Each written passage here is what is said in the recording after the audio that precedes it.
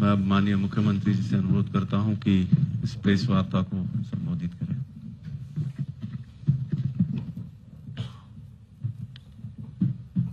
Thank you.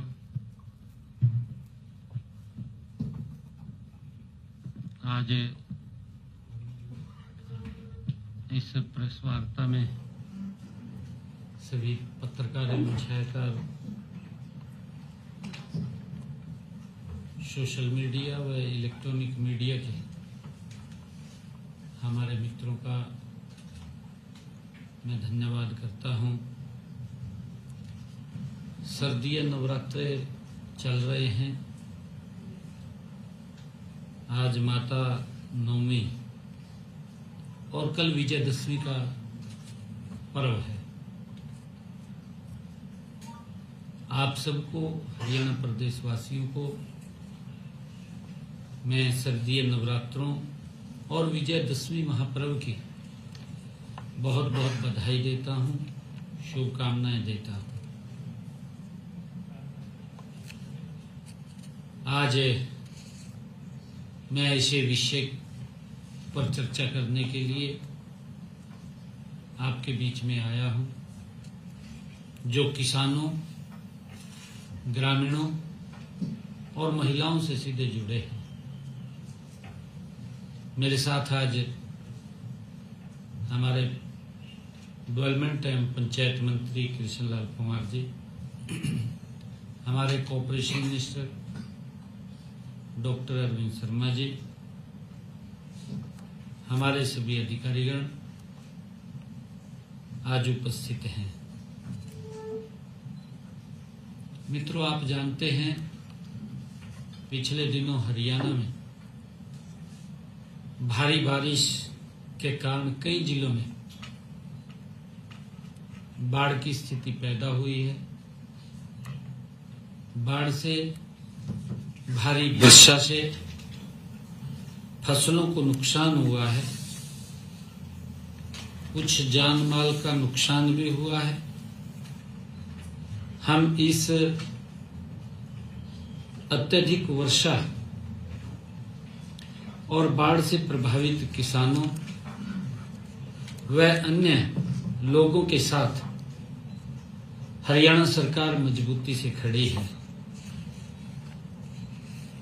आज मैंने ई क्षतिपूर्ति पोर्टल के माध्यम से जो भारी वर्षा के कारण घरों, घरेलू सामान और पशुओं की हानि हुई है, उसके लिए 2386 जो लोग इफेक्ट हुए हैं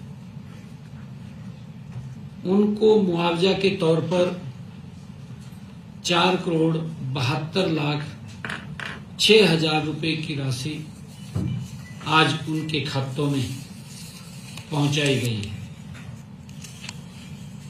इनमें से 2,371 मकानों के नुकसान के लिए 4,67,75,000 रुपए, 13 पशुओं की हानि के लिए 4,21,000 रुपए, 2 घरों में सामान खराब होने पर उनको आर्थिक सहायता में शामिल किया गया है। हमने बाढ़ से हुए नुकसान की भरपाई के लिए गत 15 सितंबर तक ई क्षतिपूर्ति पोर्टल खोला हुआ था। ई क्षतिपूर्ति पोर्टल पर प्रदेश के हमारे 6,397 गांव के 5,37,000 किसानों ने 31 लाख एकड़ का पंजीकरण करवाया है। इस क्षेत्र में सत्यापन का काम जारी है। उसको वेरीफाई करके जिस क्षेत्र में पानी भर गया है वहां खराब फसलों के प्रति हमने प्रति एकड़ 15,000 रुपए तक मुआवजा उनको दिया जाएगा। वेरीफाई करके इसके तुरंत बाद दीपावली से पहले उन तक जो प्रभावित हमारा किसान है उनके खाते में भी फसल खराबे की मुआवजा राशि पहुंचा दी जाएगी। क्षतिपूर्ति पोर्टल पर आए क्षेत्र का सत्यापन जल्दी करके यह राहत भी जल्दी किसानों तक पहुंचा दी जाएगी। आज क्योंकि भारी बारिश के कारण और बाढ़ के कारण हमारे जिन किसानों का नुकसान हुआ है, मैं उनके लिए भी कुछ योजना, उनको आर्थिक सहायता मिले। ट्यूबवेल के बिजली बिलों का हमने फैसला किया है कि किसानों की परेशानियों को ध्यान में रखते हुए आज ट्यूबवेल कनेक्शनों के बिजली बिलों का भुगतान दिसंबर 2025 तक स्थगित करने की घोषणा करता हूं। दिसंबर 2025 तक ये बिलों के ऊपर नहीं लिए जाएंगे, उसकी सरचार्ज वो घोषणा करता हूं। जिन बिलों का भुगतान जुलाई 2025 तक किया जाना था, वे अब जनवरी 2026 से किसी भी अतिरिक्त शुल्क के बिना दे होंगे। कोई उनके ऊपर चार्ज या ब्याज नहीं लगेगा। अब उसको जनवरी 2026 तक बिना किसी अतिरिक्त शुल्क के वो दे होंगे, ऐसा निर्णय लिया है। इससे प्रदेश के 7,10,000 किसानों को तुरंत वित्तीय राहत मिलेगी। हमने ये भी निर्णय किया है कि जो हमारे किसान फसली ऋण की वसूली को भी हमने स्थगित करने का निर्णय लिया है। आज ही फसली ऋण की वसूली स्थगित करने की भी मैं घोषणा करता हूं। जिन गांव में भारी बरसात या बाढ़ के कारण 50% से ज्यादा फसलों का नुकसान हुआ है, उन गांव के ऋणी किसान का फसल खराबा 33% या उससे अधिक हुआ है।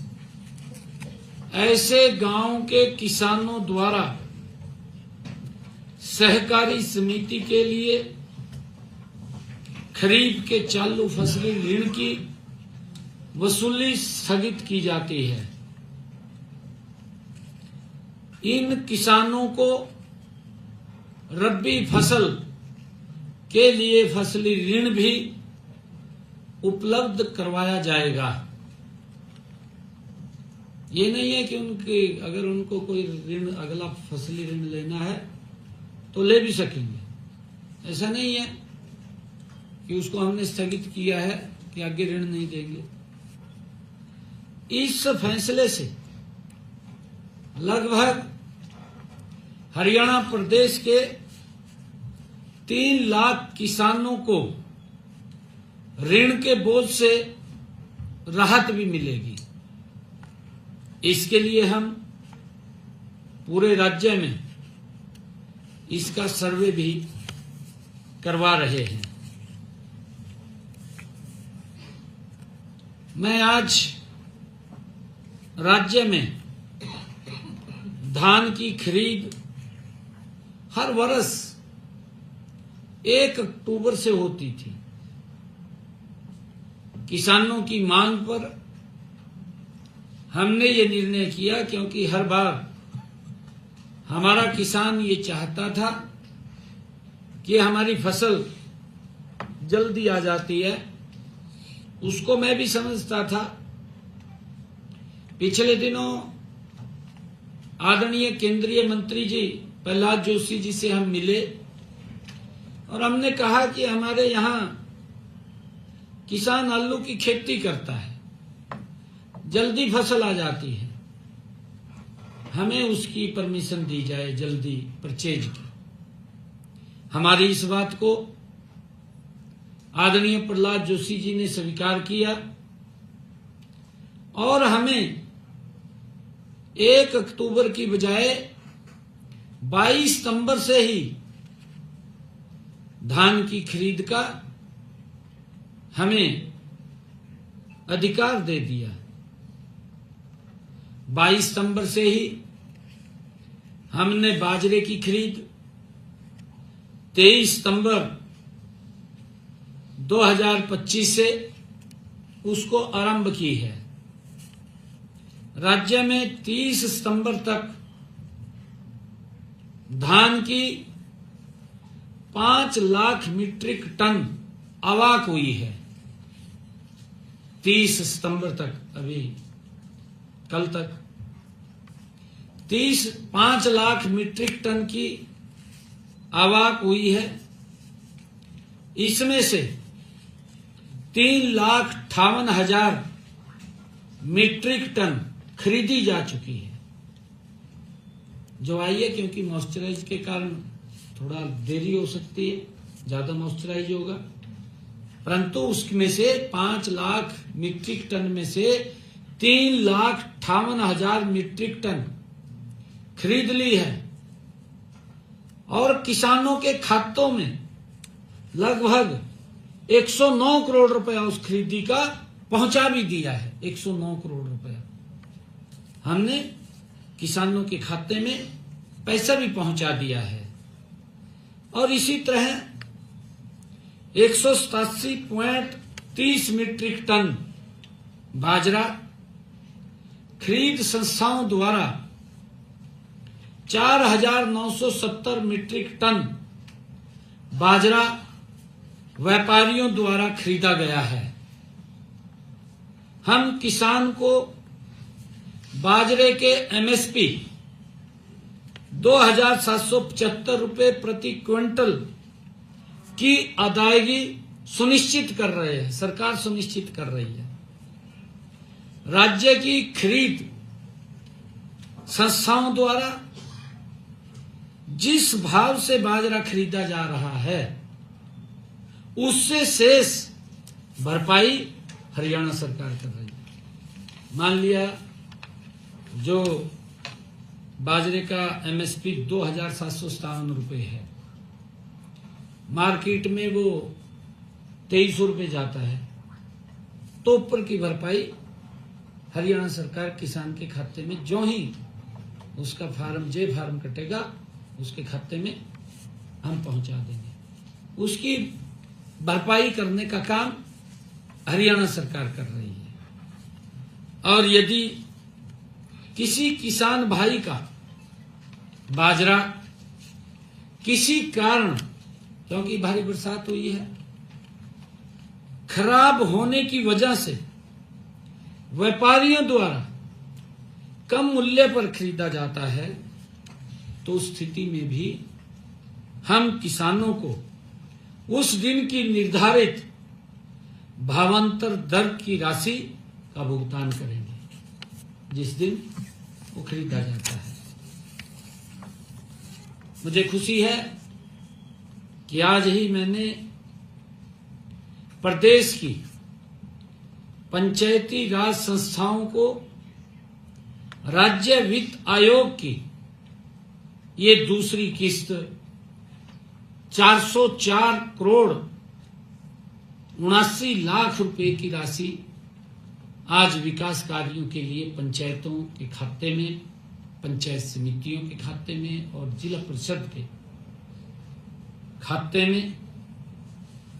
यह राशि 5,719 पंचायतों, 144 पंचायत समितियों और 3 जिला परिषदों के खाते में पहुंचाई गई है।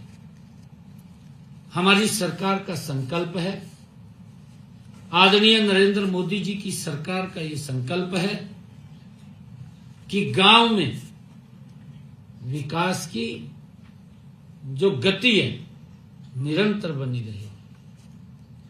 आज जो शहर की सुविधाएं हैं वो भी गांव के अंदर आज उपलब्ध हो रही हैं। ये हमारी सरकार का कमिटमेंट है। मैं ये भी बताना चाहूंगा कि हमने पिछले 4 सालों में पंचायती राज संस्थाओं को पिछले 4 सालों में 3,700 करोड़ रुपए की राशि विकास कार्यों के लिए पहुंचाई है। इनमें से 3,300 करोड़ रुपए सीधे गांव के विकास कार्यों पर खर्च हुए हैं। ये आंकड़े ये इस बात का प्रमाण है कि सरकार का हर पैसा गांव के लोगों का जीवन स्तर सुधारने में लग रहा है। ये इस बात का गारंटी है। हमने 73वें संविधान संशोधन की भावना को ध्यान में रखते हुए पंचायती राज संस्थाओं को अधिक अधिकार, अधिक संसाधन, अधिक जिम्मेवारी सौंपने का निर्णय किया है। हमारा मानना है कि स्थानीय स्तर पर निर्णय लेने की क्षमता जितनी मजबूत होगी, विकास का परिणाम उतना ही प्रभावी होगा। ये हमारा मानना है। मुझे आज बताते हुए,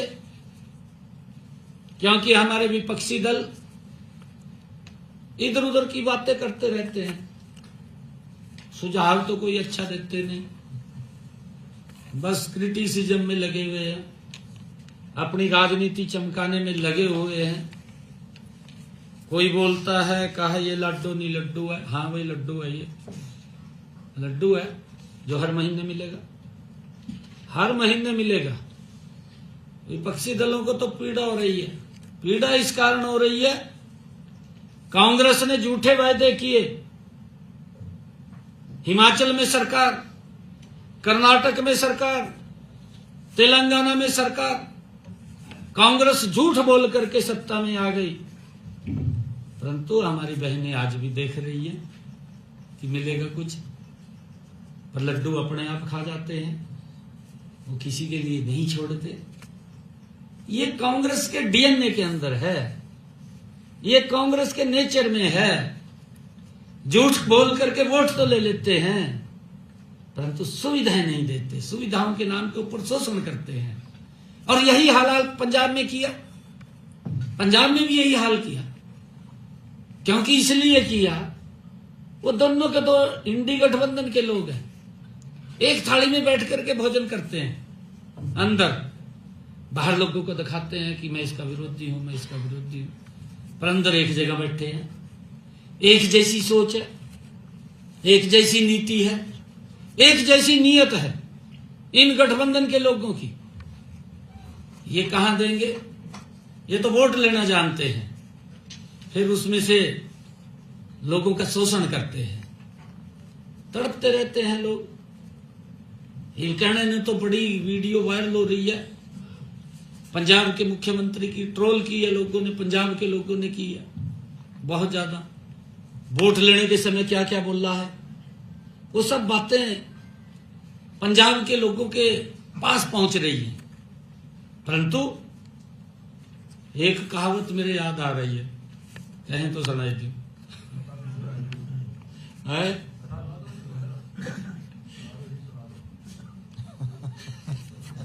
फिर तो हम कहेंगे ये क्या सुना रहा।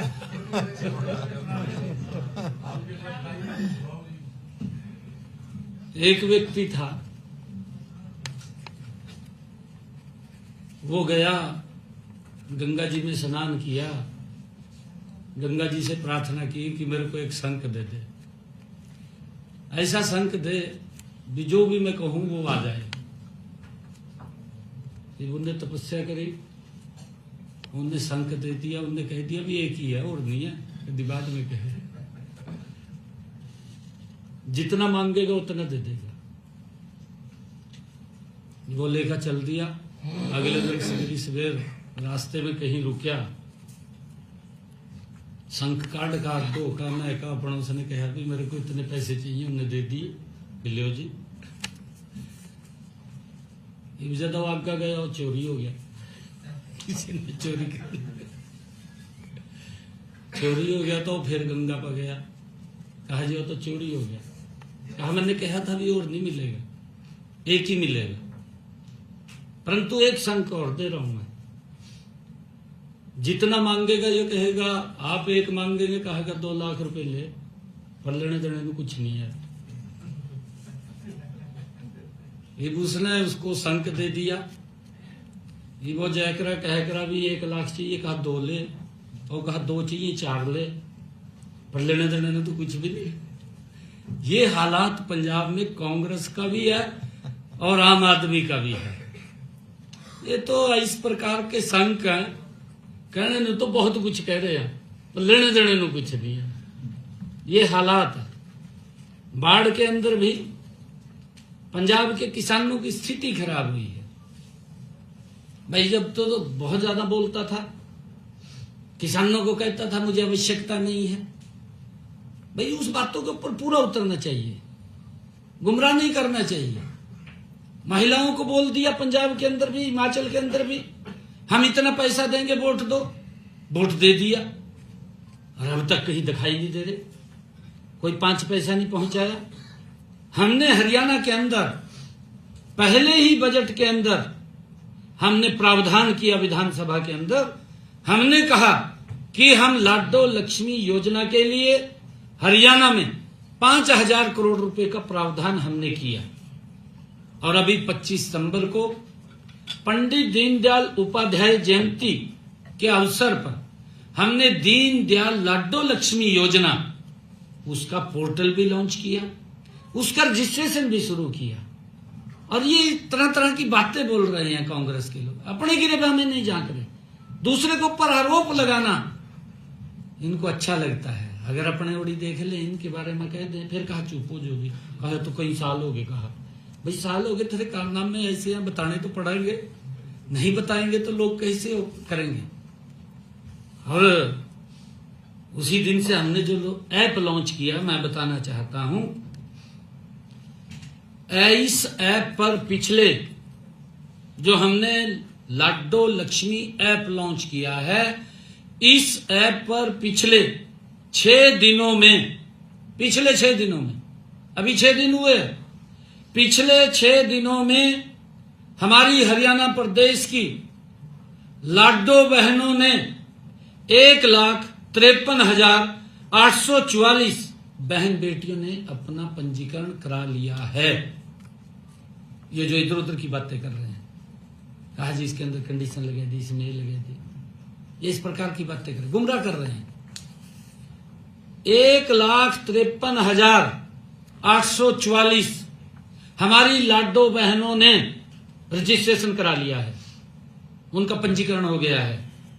मैं अपनी सभी बहनों से ये अनुरोध करता हूं कि जल्द ही, क्योंकि समय लगता है, कई बार जो साइट है वो भी स्लो पड़ जाती है, और इसी कारण हमने इसको फेसिस में रखा है।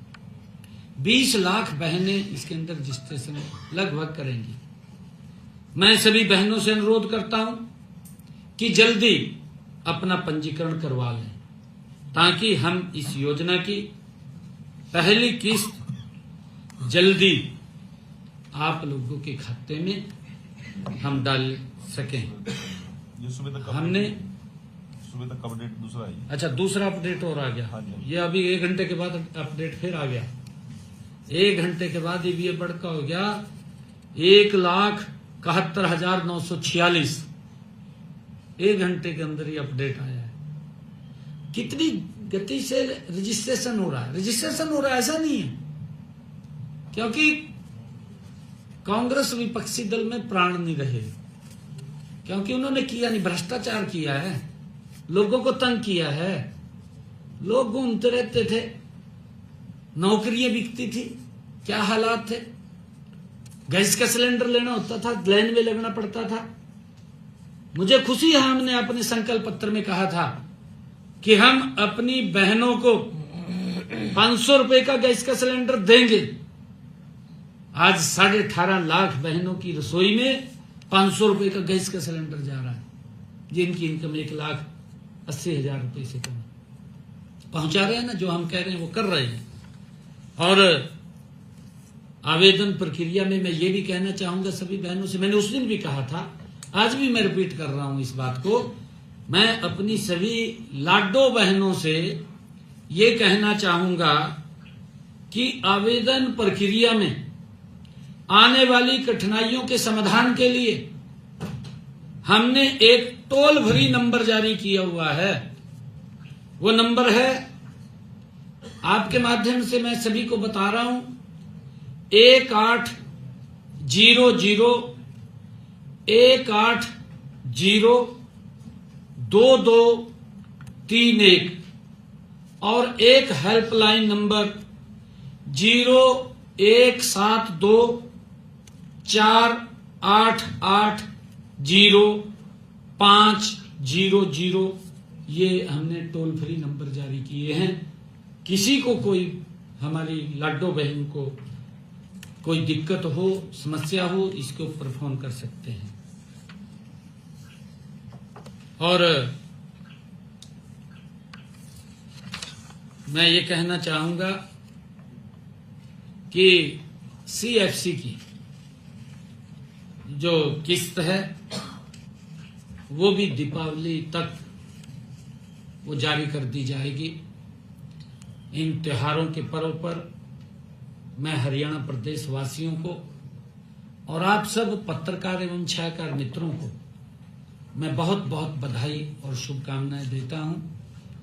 चाहे नवरात्रे, हमारे माँ के नवरात्रे, विजयदशमी का पर्व, हमारी दीपावली का पर्व, भैया दूज के पर्व, लगातार भगवान विश्वकर्मा डे, इन सब महापर्वों की आप सबको भी, हरियाणा प्रदेश वासियों को भी, देशवासियों को भी मैं बहुत बहुत बधाई और शुभकामनाएं देता हूं।